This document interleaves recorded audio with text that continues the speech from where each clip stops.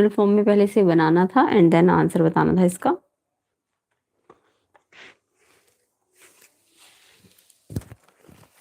तो सबसे पहले लाइन को जनरल फॉर्म में लाने के लिए आपको 1 माइनस एक्स की जगह एक्स पहले लिखना है ना। ये जनरल फॉर्म बनानी थी आपको, x minus x 1/a, y minus y 1/b, z minus z 1/c। तो एक्स पॉजिटिव तो 1 पे नेगेटिव आ जाएगा और यहाँ 0 था। यहाँ पे y के नीचे कुछ नहीं था तो 1 लिख सकते हो और यहाँ भी कुछ नहीं था 0 लिख सकते हो। तो ये इसकी जनरल फॉर्म में लाना था इसको and then direction ratio a b c होते हैं तो इसका 0 1 1 है ना। तो ये 0 1 1। अब ये आंसर प्लस माइनस दोनों में हो सकता था तो आपको ऑप्शन में माइनस वाला दिया हुआ था। ये डायरेक्शन रेशियो है। कोसाइंस बनाने के लिए ए को क्या करते हैं, ए को पूरे इसके root a square b square c square से डिवाइड करना था। तो a square plus b square plus c square करोगे तो रूट 2 आएगा इन दोनों के नीचे। तो 0 के नीचे तो रूट 2 0 ही आएगा। 1/√2 1/√2 प्लस माइनस दोनों में आता है बट ऑप्शन में माइनस वाला था। ऑप्शन बी आंसर है।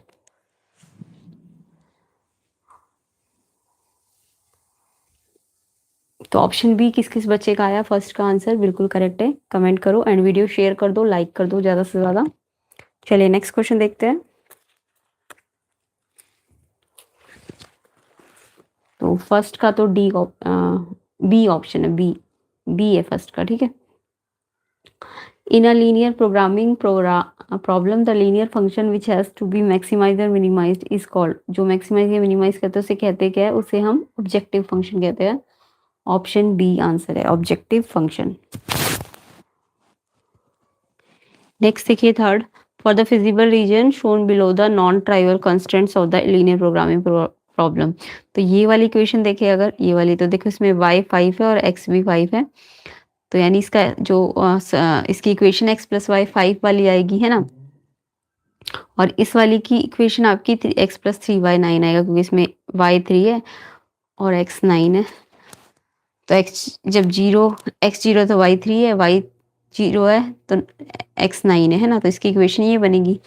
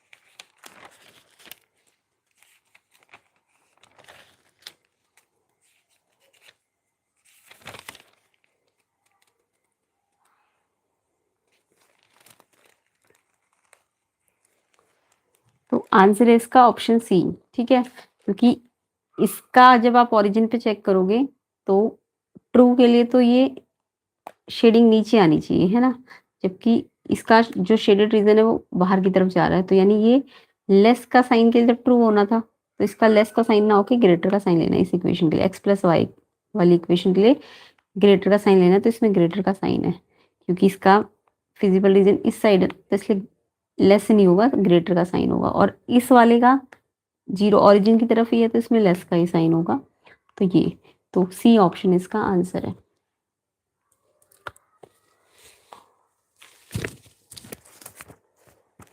तो किस किस बच्चे ने ऑप्शन सी पे टिक किया है, करेक्ट है। तो क्वेश्चन सेकंड का बी ऑप्शन है, थर्ड का सी ऑप्शन है। यानी कि आपका x प्लस वाई वाला इक्वेशन तो ओरिजिन के दूसरी तरफ गया ना शेडिंग, तो इसलिए लेस ना होके ग्रेटर का साइन लगाना था। और जो x प्लस 3y वाली इक्वेशन है उसकी शेडिंग ओरिजिन की तरफ ही हुई है तो इसलिए उसमें लेस का ही साइन आएगा, ठीक है। तो इसमें ट्रू वाला ऑप्शन था बट इसमें फॉल्स वाला लेना था क्योंकि इसकी शेडिंग उस ऊपर वाली तरफ गई है। तो ऑप्शन सी आंसर है। नेक्स्ट देखिए, और अपने अदर कोर्स के सोल्यूशन भी अगर आप चाहते हैं अदर कोर्स के, तो आप इस व्हाट्सएप नंबर पे अपना क्वेश्चन पेपर सेंड कर सकते हैं। ठीक है, तो पीडीएफ क्वेश्चन पेपर की आप इस व्हाट्सएप नंबर पे सेंड कर सकते हैं। नेक्स्ट क्वेश्चन देखिए, question fourth, for two events a and b such that p a not equal to 0, p b not equal to 1, p a not upon b not क्या होगा? तो इसे आप जब सिंप्लीफाई करेंगे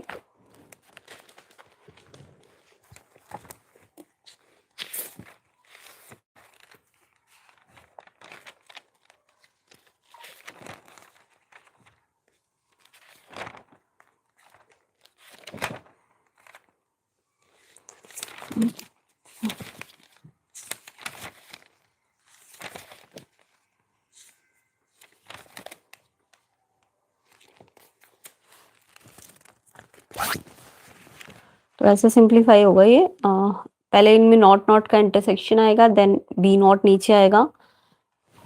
ठीक है, कंडीशनल प्रोबेबिलिटी, देन इसका एंटी लगाना था ए यूनियन बी नॉट, फिर ये 1 minus p a union b upon p b not, option d answer है। नेक्स्ट क्वेश्चन देखिए, fifth, a relation R on set 1 2 3 defined 1 3 3 3 1 1 2 2 3 1, पूछा है कैसा है ये, रिफ्लेक्सिव है, सिमेट्रिक है, कैसा है?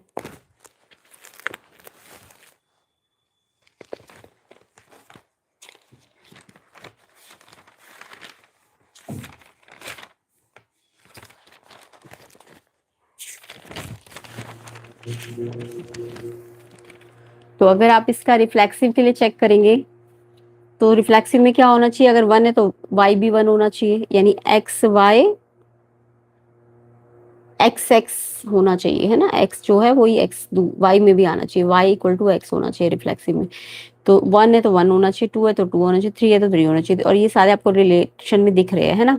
तो यानी ये रिफ्लेक्सिव है क्वेश्चन में। सिमेट्रिक में क्या होता है, अगर 1 3 है तो 3 1 भी होना चाहिए था।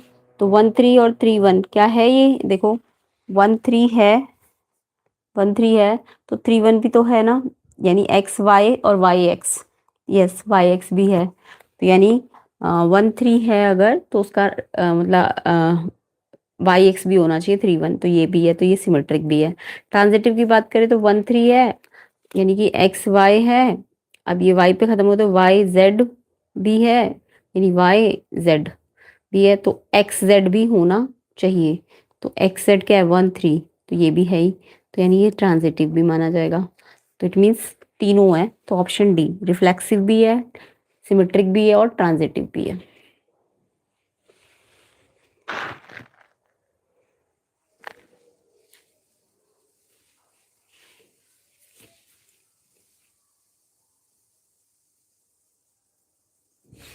नेक्स्ट क्वेश्चन देखेंगे, तो किस किस ने क्वेश्चन फिफ्थ का आंसर डी किया, करेक्ट है।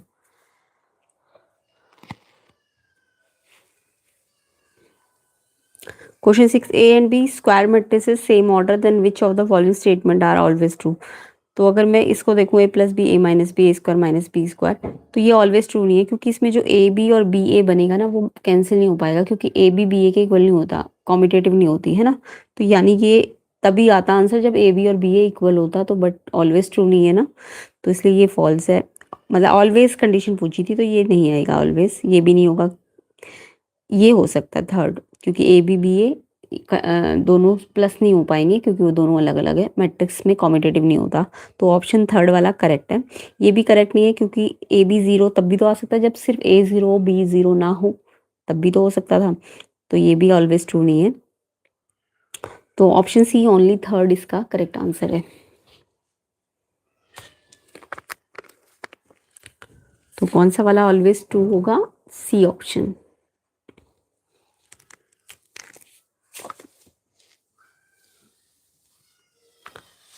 चलिए नेक्स्ट क्वेश्चन देखेंगे, क्वेश्चन 7।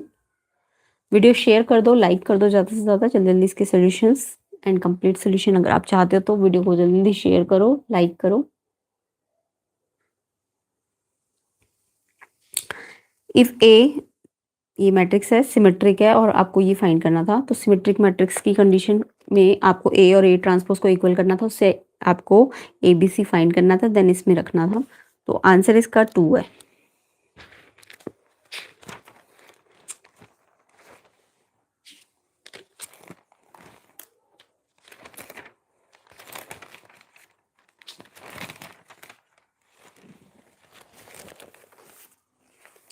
तो ऐसे करना था आपको, पहले ए दिया हुआ था, ए ट्रांसपोज यानी रॉ को कॉलम में लाना था, रॉ कॉलम, देन इनको इक्वल करना था। तो ए -1 बी 0 सी 5 आएगा और फिर आपको इनको इसमें वैल्यू में पुट करना था। तो ये आंसर 2 आएगा, ऑप्शन ए।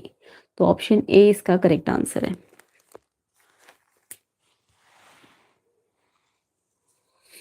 नेक्स्ट क्वेश्चन देखिए, 8th question, 10x cot x minus cot x 10x a plus A transpose 2y, value find करना था, x बिलोंग्स टू 0 टू π/2। तो यहाँ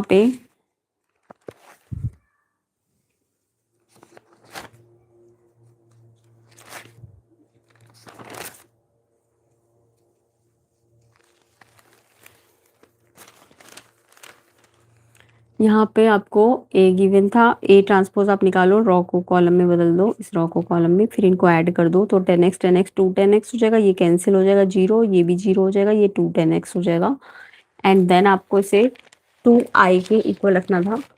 2 10x 0 0 2 10x को आपको 2i का मतलब i होता है 1 0 0 1, तो 2 से अंदर मल्टीप्लाई हो जाएगा 2 0 0 2, और 2 10x को 2 के बराबर रखोगे तो 2 से 2 कट के 1, तो 10x 1 का मतलब x π/4, और वही आपको प्रिंसिपल ब्रांच दी हुई है, तो उसके अंदर ये आ रहा है, ऑप्शन सी इसका आंसर है। तो ऑप्शन सी आपका आंसर है क्वेश्चन 7 का।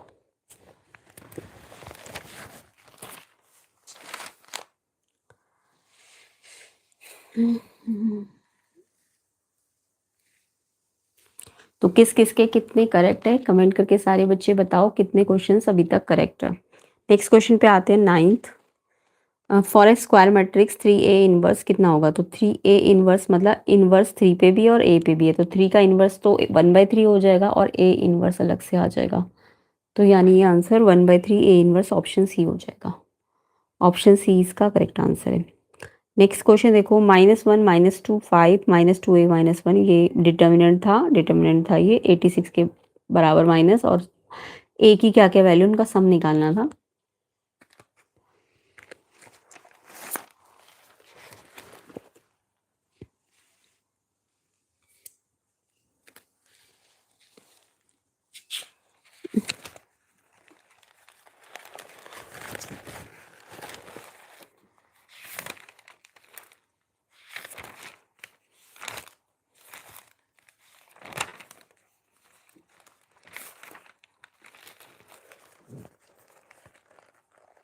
तो इसमें देखिए, पहले डिटर्मिनेंट को आपको सॉल्व करना था, -1 को बाहर रखा, तो ये रॉ कॉलम हटा के क्रॉस करना था।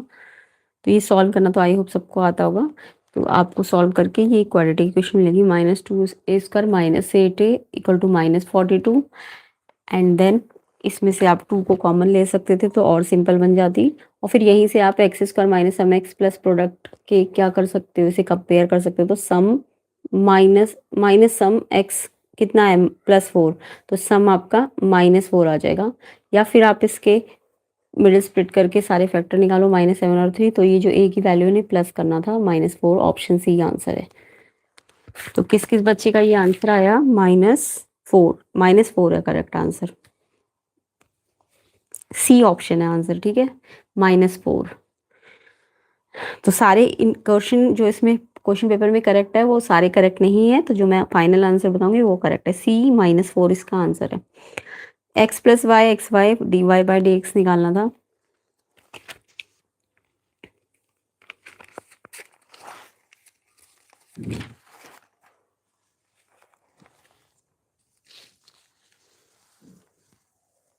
तो इसको ऐसे करना था आपको, डिफरेंशिएट बहुत विद रिस्पेक्ट टू x करना था, x का किया 1, y का किया dy/dx, ये प्रोडक्ट रूल लगाना था इस पे, x as it is y का derivative plus y as it is x का डेरिवेटिव 1, प्रोडक्ट रूल से करना था इसे। फिर dy/dx को एक तरफ लेके जाओ तो इधर से 1 बचा, इधर से क्या बचा, अगर ये यहाँ है तो -x बचा ना, कॉमन ले लिया dy by d x and 1 को उधर ले गए तो y minus one and dy by d x निकालना है तो 1 माइनस एक्स को डिवाइड में ले गए।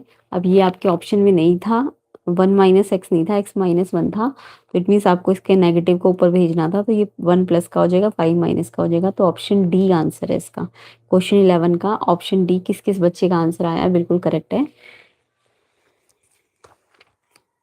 तो ऑप्शन डी है आंसर। नेक्स्ट क्वेश्चन 12 देखिए, d x upon sec x plus 10x equal to. तो इसमें इंटीग्रेशन को आपको पहले सिंप्लीफाई करना था, सेक एक्स और 10x को सिंपल फॉर्म में लाके।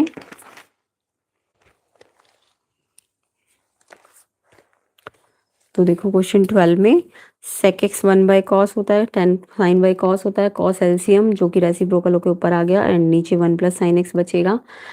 अब आपको पता है ये टी मान लोगे तो ये डी टी बन जाएगा, अगर टी मानते हो उसे तो cos x d x d T बन जाएगा।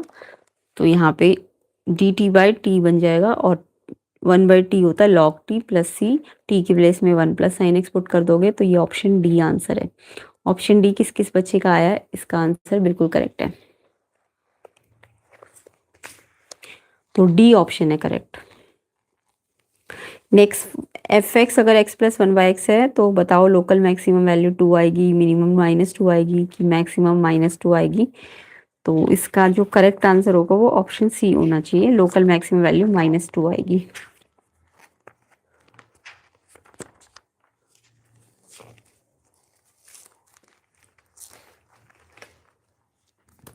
तो पहले आपको इसका डेरिवेटिव लेना था फंक्शन का, फर्स्ट डेरिवेटिव लिया तो ये आया और उसको 0 के इक्वल रखोगे तो क्रिटिकल पॉइंट +-1 आ जाएंगे, है ना। उसके बाद डबल डेरिवेटिव निकालना था, वो आएगा आपका 1 बाय एक्स क्यूब। ठीक, अब डबल डेरिवेटिव को पहले 1 रख के चेक करो तो आपका पॉजिटिव आ रहा है, इट मीन्स 1 लोकल। जब ये पॉजिटिव आता है तो 1 क्या है, लोकल मिनिमम है, तो लोकल मिनिमम 1 है। अब मिनिमम वैल्यू के लिए फंक्शन पे रखो x प्लस 1 बाई एक्स पे 1 वैल्यू, तो ये लोकल मिनिमम वैल्यू 2 आ रही है। ठीक है, और इसी तरीके से डबल डेरिवेटिव को -1 पे चेक करो तो ये -1 नेगेटिव आ रहा है, अगर ये नेगेटिव है तो लोकल मैक्सिमम किस पे है, -1 पे, और मैक्सिमम वैल्यू फंक्शन पे रखो -1 को तो -2 आएगी। तो देखो आपका आंसर में क्या था, लोकल मैक्सिमम -2, तो ऑप्शन सी इसका करेक्ट है, लोकल मैक्सिमम -2। यस ठीक है, ये ठीक है, सी ऑप्शन है आंसर। 14 देखो, which of the following expressions will give the area of region bounded by the curve y equal to x square and line y equal to 16। तो इसमें आपको ये पैराबोला की इक्वेशन है और y इक्वल टू 16 लिमिट ले लो 0 से 16।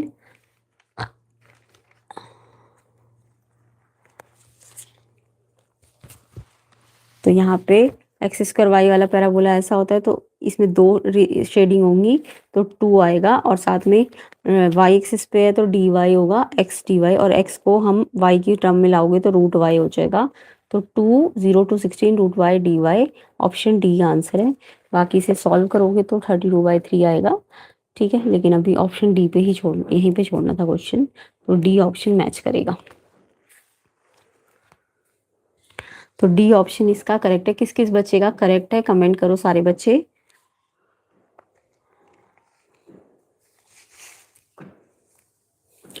Next question देखिए 15, the general solution of the differential equation this. तो इसका जनरल सोल्यूशन निकालना था आपको।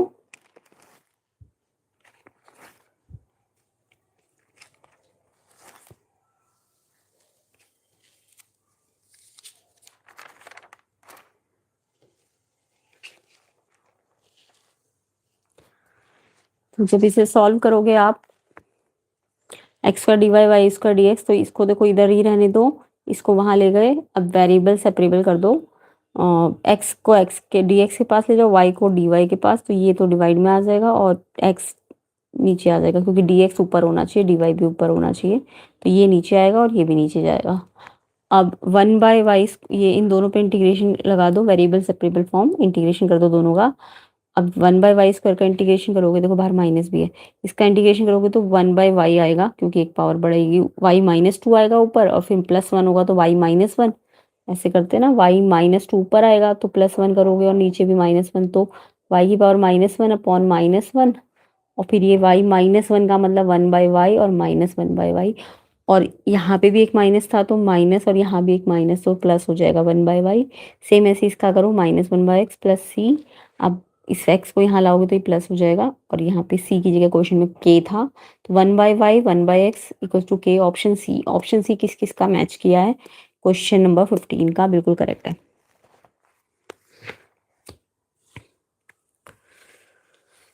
नेक्स्ट क्वेश्चन देखिए, नेक्स्ट क्वेश्चन है आपका तो सी ऑप्शन करेक्ट है इसका। 16 देखिए, the integrating factor of the differential equation this. तो इसका इंटीग्रेटिंग फैक्टर बहुत ही सिंपल तरीके से निकल सकता था, ये आएगा 1/√x।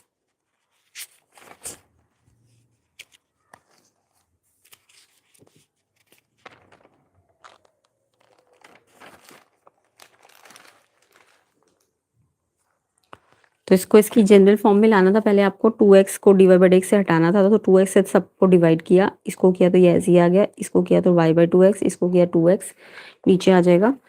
और फिर आपको ये फॉर्म बनानी है प्रॉपर, तो y को सेपरेट करो तो 1/2x माइनस का p हो जाएगा, और ये q हो जाएगा, पी क्यू मिल जाएगा। और फिर integrating factor E P D x निकालना था, p की जगह 1/x और 1/2 माइनस का बाहर। 1/x होता है log x, ई और log को अगर एक साथ करना है तो माइनस आपको यहाँ से हटा के इसके x के पावर पे भेज देते हैं, और फिर ई और log कैंसिल, तो x की पावर माइनस हाफ का मतलब √x नीचे आ जाएगा 1/√x। ऑप्शन बी आंसर है इसका, तो बी ऑप्शन करेक्ट है। नेक्स्ट क्वेश्चन देखिए, वेक्टर ए का मैग्नीट्यूड दिया है और लैम्डा के लिए रेंज दी है, आपको sum of greatest and smallest value of lambda A vector का मॉडुलस निकालना था। तो यहाँ पे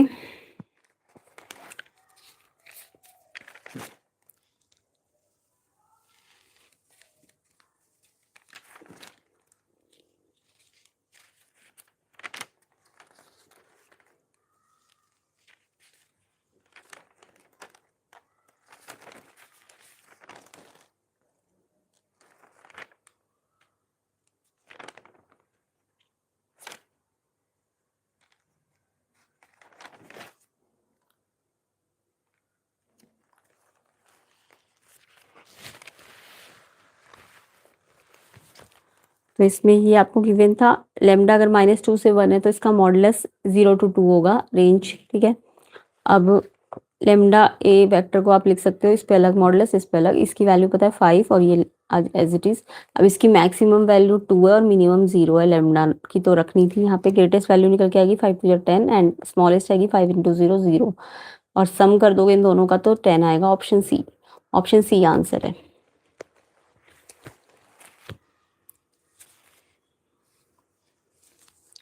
नेक्स्ट क्वेश्चन देखिए, vector of magnitude 3 making equal angle with x and y axis and perpendicular to z axis. तो z एक्सिस परपेंडिकुलर का मतलब आपका z 0 हो जाएगा, है ना।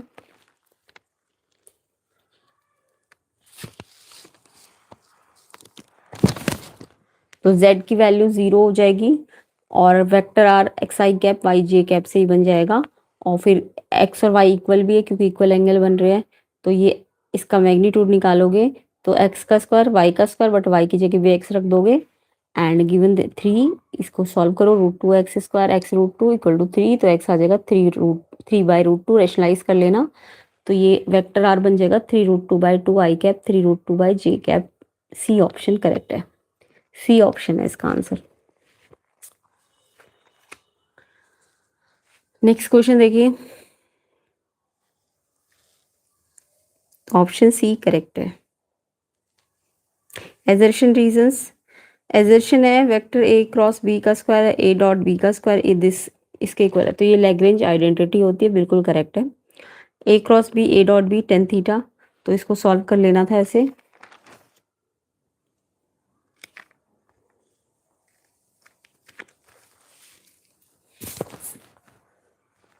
तो फर्स्ट तो एजर्शन तो लैग्रेंज आइडेंटिटी है। सेकंड देखो, अगर ए क्रॉस बी होता है मैग्नीट्यूड तो a b sine theta, dot होता है a b cos theta, cancel हो गया, sine by cos tan theta के बराबर, तो रीजन भी सही है बट कनेक्शन कुछ नहीं है, ऑप्शन बी है answer. Assertion a line can have direction cosine this, तो आपको पता है डायरेक्शन कोसाइन LMN में एक रिलेशन होता है, अगर ये उसको फुलफिल करेगा तो यस, अदरवाइज नॉट।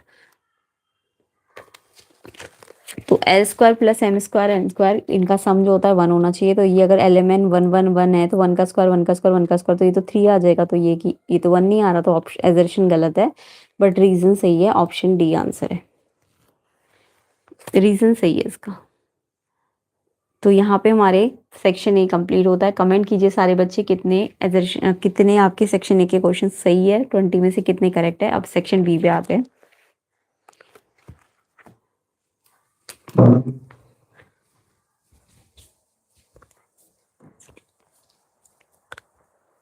ये रहा।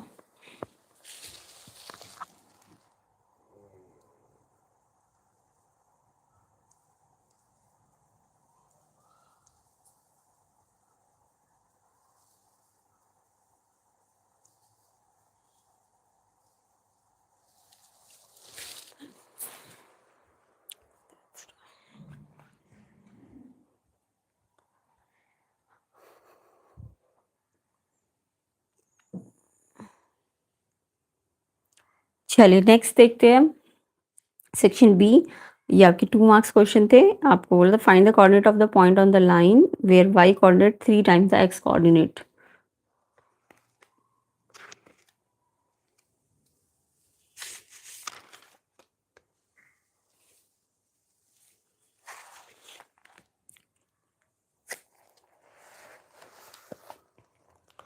तो पहले तो लाइन को एक्स के साथ कुछ है नहीं ना, तो यहाँ पे एक्स माइनस 0 लिख सकते हो और अपॉन में 1 लिख सकते हो, एंड सबको के इक्वल रख दो। तो इससे एक्स आ गया, एक्स माइनस 0/1 अगर के है तो एक्स की वैल्यू के आ जाएगी। ऐसे वाई माइनस 1/2 के है तो वाई की वैल्यू 2k प्लस 1 हो जाएगी। ऐसी जेड की वैल्यू 3k प्लस 2 हो जाएगी, है ना।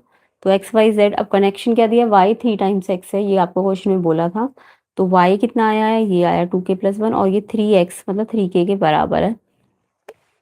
तो 2k प्लस 1 3k के बराबर है, इससे k को निकाल लो, 1 आ जाएगा। अब k की वैल्यू ना इन पॉइंट्स पे रख देना एक्स वाई जेड पे। तो 135 आंसर है। कमेंट कीजिए किस किस का ये आंसर था, बिल्कुल करेक्ट है।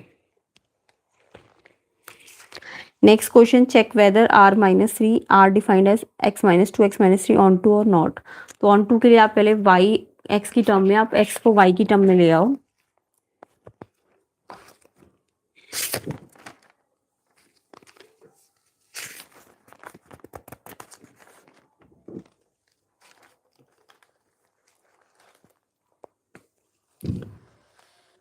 तो देखो यहाँ y ये दिया हुआ है, और अगर मैं y को x की टर्म में लाती हूँ तो क्रॉस मल्टीप्लाई करो y को इससे और इसको 1 से, फिर इसको अंदर लेके मल्टीप्लाई करो, x वाले सेपरेट कर लो, x कॉमन लेके जो भी बचा वो डिवाइड में चला गया। तो x को y की टर्म में लाना है। उसके बाद आपको दिख रहा है y-1 डिनोमिनेटर में है, तो वो y नॉट इक्वल टू 1 होना चाहिए। तो यानी जो आपका रेंज है वो रियल -1 आना चाहिए था। तो ये कोडोमेन के इक्वल नहीं है, जबकि कोडोमेन में तो r-3 है ना, तो ये आपका कोडोमेन के बराबर नहीं है।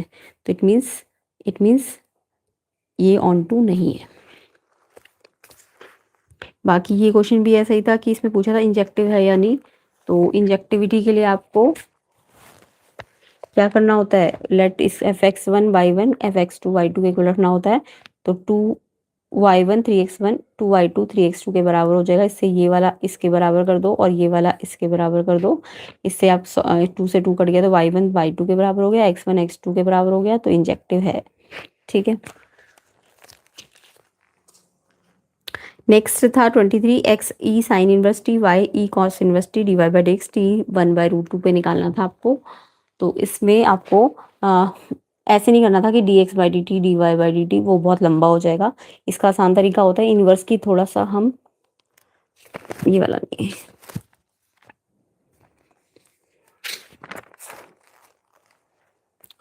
तो इसमें हम क्या करते हैं, इनवर्स की प्रॉपर्टी लगाते हैं।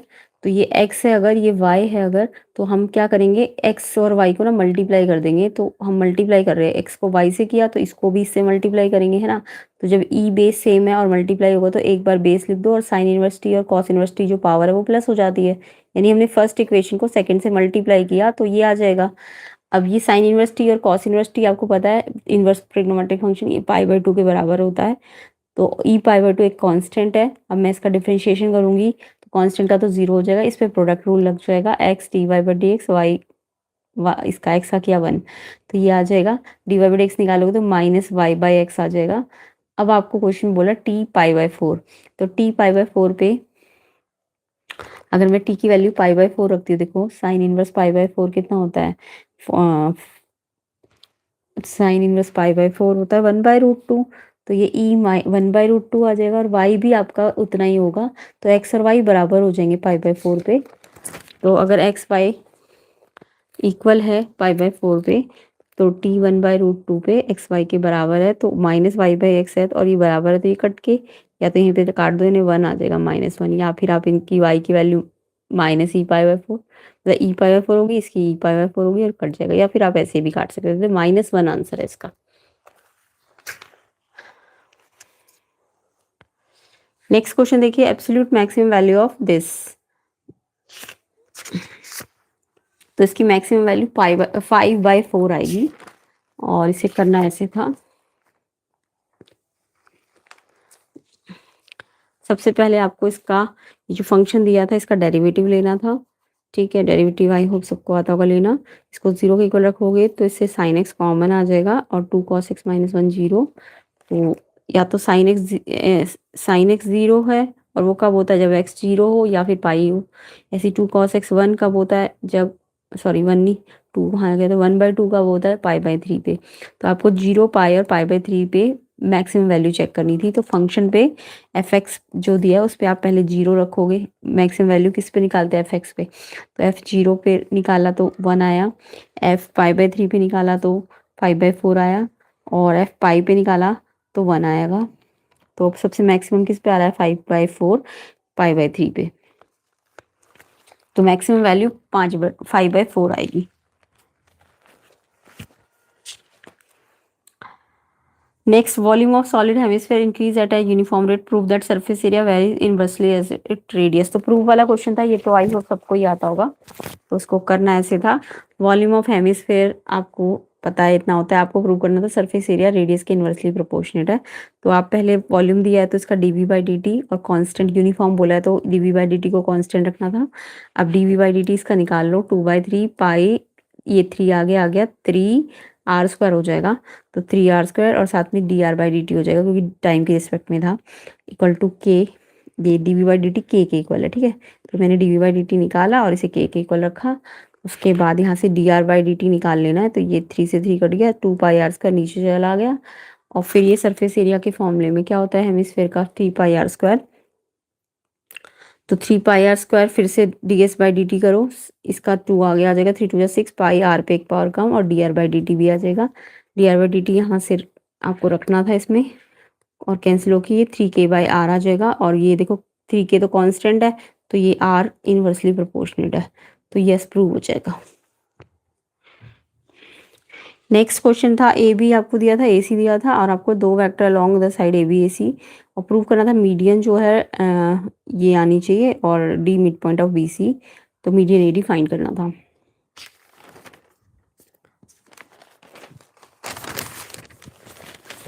तो सिंपल था, ए बी सी ट्राइंगल था, ठीक है। ए को मैं ओरिजिन में मान रही तो ए वेक्टर तो 0 ही बन जाएगा, b vector c vector, b vector आपका ए बी वेक्टर हो जाएगा और सी वेक्टर आपका ए सी वेक्टर हो जाएगा। मीडियन निकालना है तो बी प्लस सी बाई 2 हो जाएगा, बी आपको ये दिया था, सी आपको ये दिया था, इसको सॉल्व करोगे तो 3i/2, 3/2 आई कैप 5k/2, क्योंकि जे तो कैंसिल हो गया है ना।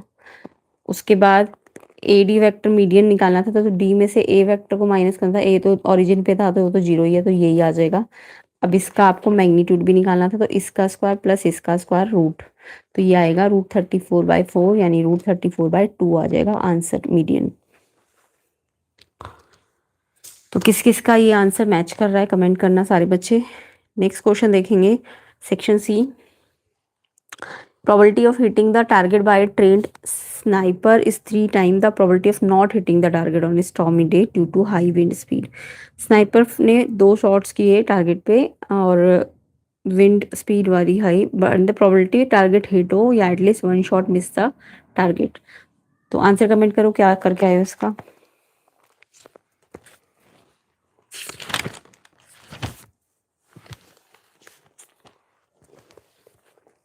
तो यहाँ पे हमें प्रोबेबिलिटी ऑफ हिटिंग टारगेट और नॉट हिटिंग टारगेट मान लेते हैं, है ना। अब probability ऑफ हिटिंग टारगेट है 3 टाइम्स ऑफ नॉट हिटिंग, है ना, मिस द टारगेट। तो आपको पता है इन दोनों का टोटल 1 होता है।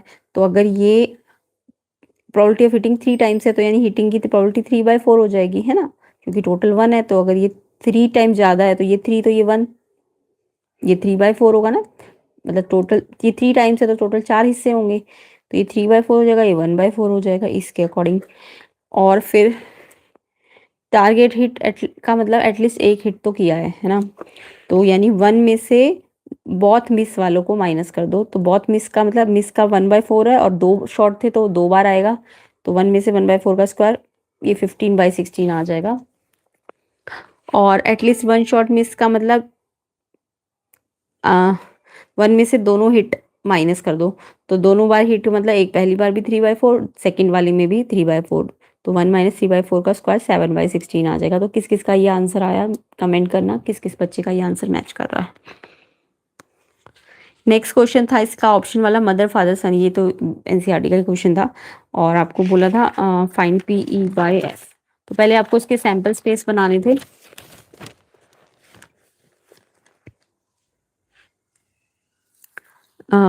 ये सैंपल स्पेस में 6 आएंगे, मदर फादर सन, फिर mother son father, father mother son, father son mother, son mother father, son father mother, ये 6 बनेंगे।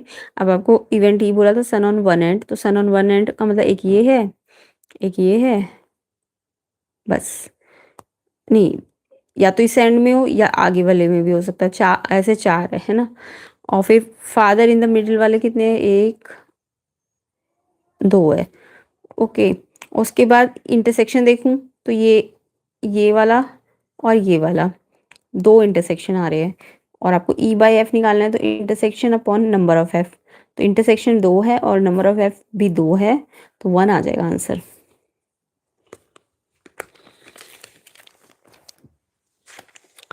तो 1 आंसर जिन जिन बच्चे का आया बिल्कुल करेक्ट है। 27 देखिए, find integration 3x - 1 upon root x square minus 4x dx। तो इसका सॉल्व करने में आपको पता है कि ये लीनियर अपॉन में नीचे क्वाड्रेटिक था, तो इसको कुछ ऐसे करते हैं। लीनियर को कैसे चेंज करते हैं, लीनियर को चेंज करने के लिए हमें क्या करना होता है, इसका जो भी डिफ्रेंशिएशन है, इसको एक्स स्क्वायर माइनस 4x का अगर मैं डिफ्रेंशिएशन कर दूँ 2x - 4 आएगा ना। तो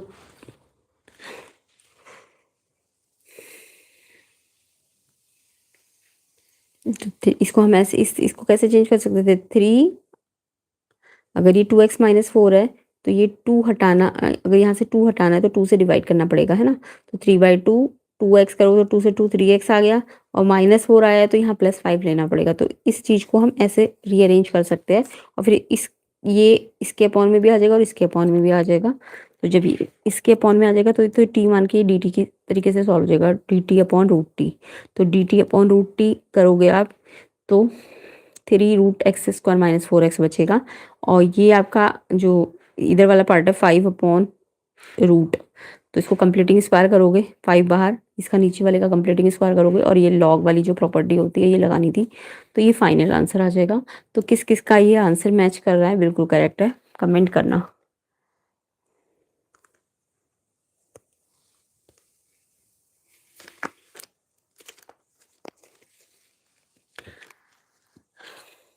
दो हिट है, दो दो शॉट्स है तो 2 बार भी लेना था। नेक्स्ट देखो, और 28A इवेल्युएट, इसमें सिर्फ एक बार हिट नहीं किया है इन्होंने, 2 शॉट्स लगाए हैं, है ना। तो स्क्वायर लगाना था इसलिए। नेक्स्ट देखो, 28 इवेल्युएट करना था इसको, ये भी इंटीग्रेशन ही था आपका।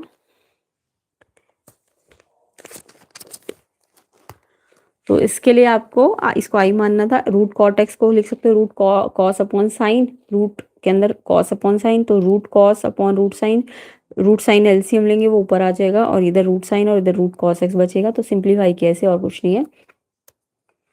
इसके बाद आपको ये वाली इसमें वो लगाना था,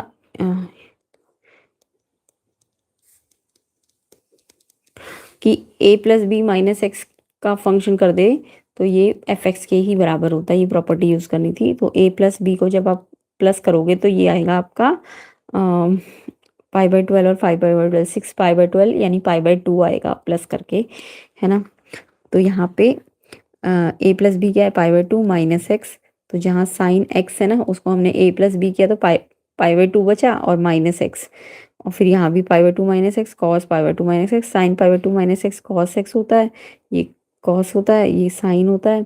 अब ये देखो, पहले आई ये था, ये फर्स्ट इक्वेशन थी, अब ये आई ये हो गए, सेकेंड इक्वेशन हो गई, इसको इससे प्लस कर दो। तो प्लस करोगे तो एलसीएम नीचे सेम है, ये भी ऊपर एज इट इज आ जाएंगे, तो ये वन आ जाएगा कट के। तो यानी एडिंग करोगे तो आई आई तो टू आई हो जाएगा, इंटीग्रेशन आई आई जुड़ के टू और वो जुड़ेंगे तो वन डी एक्स हो जाएगा। और वन का मतलब एक्स आ जाएगा और ये लिमिट लग जाएगी। और फिर लिमिट पहले अपर लगाओगे फिर माइनस ये लगाओगे तो सॉल्व करोगे तो पाई बाई थ्री होगा। और फिर ये टू भी था तो टू को डिवाइड करोगे तो पाई बाई सिक्स आएगा आंसर। तो इंटीग्रेशन का आंसर पाई बाई सिक्स होगा। किस किस का आंसर है ये कमेंट करना। अब इसके ऑप्शन वाले क्वेश्चन देखो, इसको भी modulus cos modulus and this limit लगानी थी। तो यहाँ पे इनको ब्रेक कर दो आप, एक बार इसको अलग कर दिया और प्लस इसको अलग कर दिया। अब ये इस रेंज पे ये साइन एक्स मिलेगा और ये भी कॉस एक्स मिलेगा। इसके बाद इस पे आप साइन का इंटीग्रेशन करो माइनस कॉस एक्स, लिमिट लगाओ, कॉस का इंटीग्रेशन करो लिमिट लगाओ, then upper limit minus lower limit, upper limit minus lower limit, solve करके ये 3 + √3/2 आंसर आना चाहिए। कमेंट करना किस किस का ये आंसर आया है।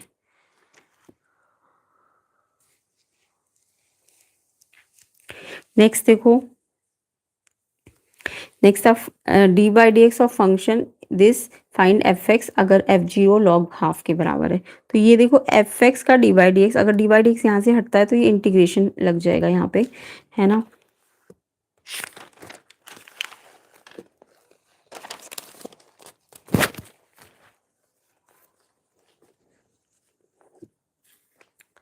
तो यहाँ से डी बाई डी एक्स हटाओ, इस पर इंटीग्रेशन लगाओ, तो एफ एक्स किसके बराबर आ जाएगा, इसके इंटीग्रेशन के। अब इसका इंटीग्रेशन सॉल्व करना तो एनसीईआरटी में भी था, e x plus one upon one है। तो हम क्या करेंगे, इसको ना ई एक्स से ऊपर नीचे डिवाइड करेंगे। तो ई एक्स से डिवाइड, इसको डिवाइड किया ई एक्स से तो ये ई माइनस एक्स हो जाएगा, ये वन हो जाएगा और ये वन अपॉन ई एक्स ई माइनस एक्स हो जाएगा। यानी हमने ई एक्स से न्यूमरेटर डिनोमिनेटर को डिवाइड किया है, ठीक है। Divide numerator denominator by E x. तो इसको किया तो ई माइनस एक्स, इसको किया वन, इसको किया तो ई माइनस एक्स। अब इसको अगर आप टी मान लोगे ना तो ये डी टी बन जाएगा ये, ठीक है। तो e minus x d x d t के बराबर आ जाएगा, माइनस ये इधर शिफ्ट हो जाएगा तो minus D T by T, तो ये आ जाएगा माइनस लॉग टी प्लस सी। टी की जगह आप वैल्यू पुट कर दोगे जो टी लेट किया था आपने। अब आपको क्वेश्चन में एफ जीरो लॉग हाफ के बराबर दिया है और लॉग हाफ को आप कैसे लिख सकते हो, देखो यहाँ माइनस आया है तो मुझे बिल्कुल इसके जैसा ही बनाना है। तो माइनस लाने के लिए मुझे इसे रेसिप्रोकल करना पड़ेगा। तो इसे रेसिप्रोकल करूँगी तो टू, और इसे रेसिप्रोकल करूँगी तो पावर नेगेटिव हो जाएगी और जो नेगेटिव पावर है वो आगे आ जाएगी इसी की जैसे। अब इससे इसको कंपेयर कर लो वन और टू को, तो मेरे को दिख रहा है माइनस लॉग टू, तो ये हो सकता है। अब यहाँ सी कांस्टेंट कुछ नहीं है तो सी ज़ीरो है, तो सी ज़ीरो है, ठीक है। तो अगर सी, यानी कि जब मैंने कंपेयर किया तो सी कुछ आया ही नहीं, ज़ीरो आया। अब सी की वैल्यू ज़ीरो हम इस वाले में रख देंगे तो एफ एक्स आपका माइनस लॉग वन प्लस ई माइनस एक्स आ जाएगा। और इसको आप फिर से ई एक्स से डिवाइड करोगे तो आपका ये आंसर आ जाएगा, मतलब ई माइनस, अब यार ई माइनस एक्स से डिवाइड करोगे तो ये आंसर आ जाएगा। चाहे आप यहाँ पे छोड़ सकते थे या ये भी ठीक था। नेक्स्ट क्वेश्चन देखो 30 solve the following differential equation. तो ये आपकी होमोजीनियस डिफरेंशियल इक्वेशन थी, इसको सॉल्व करना था।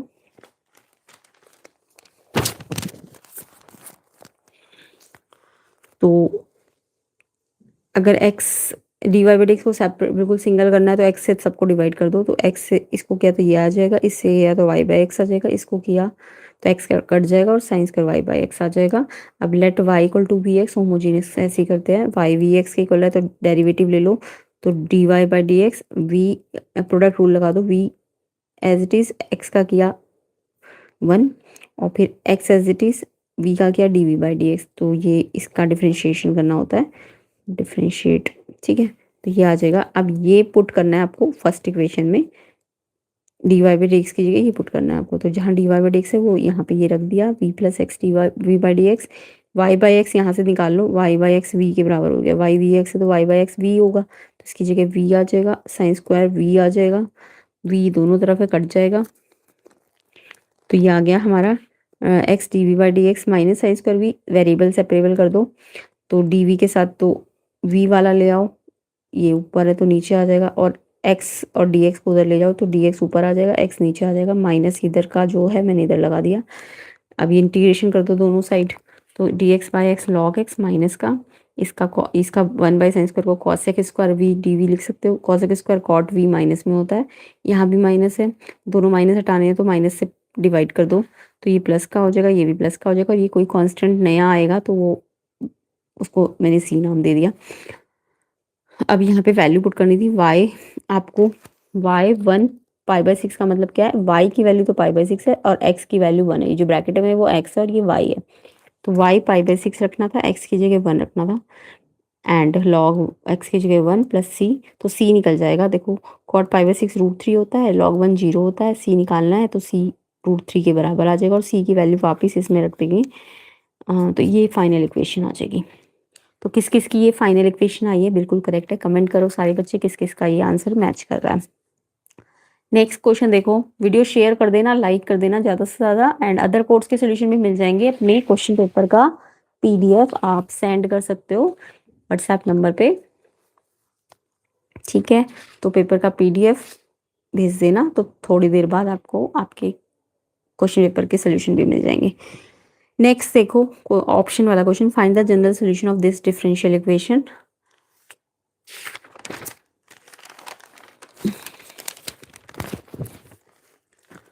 तो इसमें आपको ये लीनियर डिफरेंशियल इक्वेशन फॉर्म लानी थी। तो dx बाई dy को अगर सिंगल करना है तो इस पूरे y log y से सबको डिवाइड कर दो, तो y log y यहाँ से तो हट गया, इसके x के अपॉन में y log y आ गया, x को सेपरेट कर लिया, इसको अलग कर दिया, y log y हटाया है ना, तो इससे सबको डिवाइड किया है, तो y log y इससे हट गया, यहाँ नीचे आ जाएगा और यहाँ भी नीचे आ जाएगा। y log y जब आएगा तो y स्क्वायर हो जाएगा log y। इसके बाद आपको ये फॉर्म बनानी थी, ये dx बाई dy वाली फॉर्म क्या होती है, dx बाई dy x को सेपरेट करते हैं, p अलग करते हैं, q नॉट, तो x को सेपरेट किया तो ये p है आपका और ये q है, तो p ये है, तो इसका integrating factor e integration p dy लेना होता है ना, तो p dy, तो p मेरा क्या है 1 by y log y d y. अब लॉग वाई को अगर आप t मान लोगे ना, लॉग वाई को t मान लोगे तो क्या होगा, लॉग वाई का 1 by y d y d t के बराबर आ जाएगा, तो 1 बाई वाई डी वाई की जगह डी टी लिख दिया और नीचे t है, d t y t log t होता है, e लॉग t। अब लॉग t की जगह हम वापस क्या रख देंगे, लॉग y, तो लॉग y और e और लॉग अगर एक साथ है तो हट जाएंगे, लॉग y आ जाएगा, है ना। तो इंटीग्रेटिंग फैक्टर log y आ जाएगा। उसके बाद आपको ये वाला फॉर्मूला लगाना है, जब dx बाई dy फॉर्म होती है, x integrating factor q integrating factor dy, x as it is integrating factor आया log y, q आपका क्या था, ये था इंटीग्रेटिंग फैक्टर, log y से log y कट गया, 2 बाहर, 1 बाई वाई स्क्वायर का इंटीग्रेशन 1 बाई वाई माइनस में आएगा, तो ये माइनस 2 बाई वाई आएगा, ये तो एज इट इज प्लस सी, तो ये आंसर है। आप चाहते तो x को सेपरेट कर सकते थे, तो x c minus 2 by y log y, तो ये भी फाइनल आंसर हो सकता था।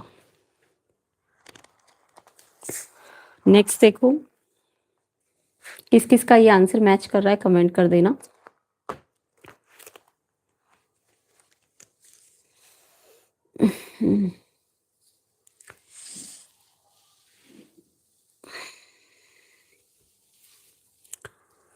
नेक्स्ट था आपका एलपीपी, तो ये आपको मैक्सिमाइज फंक्शन दिया हुआ था और ये कंस्टेंट्स दिए हुए थे। अब कंस्टेंट्स में आपको ग्राफ बना के उसके कॉर्नर पॉइंट्स निकालने थे, है ना, और फिर सॉल्व करना था। मैक्सिमाइज बोला है तो मैक्सिमम निकालना था आपको, तो मैं सारा नहीं कर रही हूँ इस क्वेश्चन को, मैं बता रही हूँ आपके पॉइंट क्या क्या आएंगे। तो कॉर्नर पॉइंट आपके आएंगे 0 0 250 0 250 0 175, किस किस के ये कॉर्नर पॉइंट आए कमेंट करना।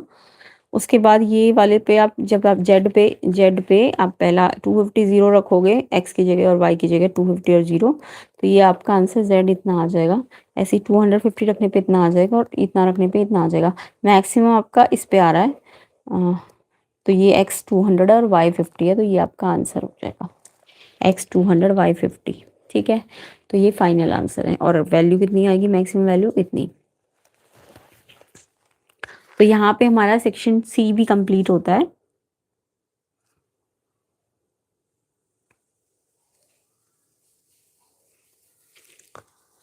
नेक्स्ट देखिए सेक्शन डी है और ई है, इसको हम अब थोड़ी देर बाद सॉल्व करेंगे। तो इन सबके सॉल्यूशंस के लिए आपको वीडियो ज़्यादा से ज़्यादा शेयर करनी है, 1000 लाइक जल्दी जल्दी कर दो तो आपको सेक्शन डी और ई जल्दी से जल्दी मिल जाएगा। ठीक है,